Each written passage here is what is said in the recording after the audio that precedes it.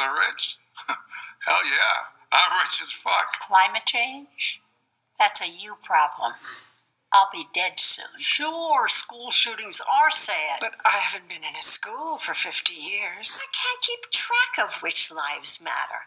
Sure you don't like it. So, you'll like some meme on Instagram. If the weather is nice, maybe you could go to one of those little marches. You might even share this video on Facebook. But you won't vote. You young people never do. But I do. I do. Midterms, primaries. Every single election. We'll be there, but you won't. Theory of change. If we provide sources of information or opportunity, then more college student voices will be heard because increased exposure will create active citizenship and engagement. To begin our theory of change, we combined our story of self to create our video, which served as story of us. We used many issues that Cal Poly students care about to connect on a personal level. We used this connection to have people help us pursue our goal of voter registration and pledging to vote.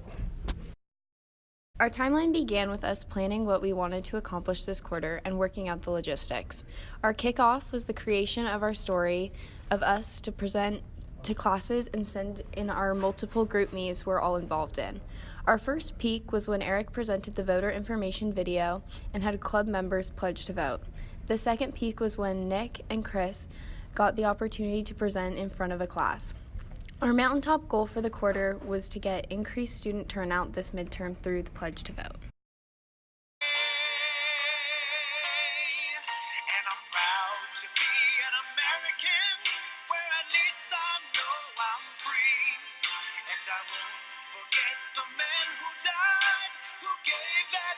Cal Poly students could have a big impact on today's election. The university won a statewide competition between California colleges to register the most students to vote. KSBY anchor Christina Favuzzi talked with some of them about the ballot issues they care about.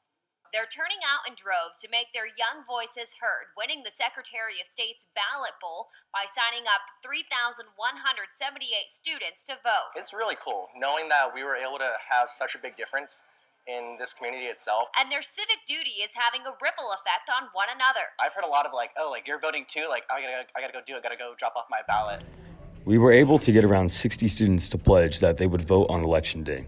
After looking over the results, we noticed there was a huge gap between October 25th and November 4th of people not pledging. We could have used our resources better during this time leading up to Election Day.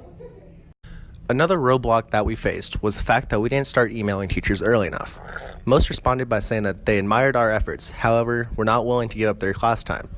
If we were to perfect our project, we need to build stronger connections with the faculty. Looking forward, if we were able to incorporate the Register to Vote link from Flex Your Right, the info website created by the Voter Education Group, and the voting pledge, we could break our own record in the student registration.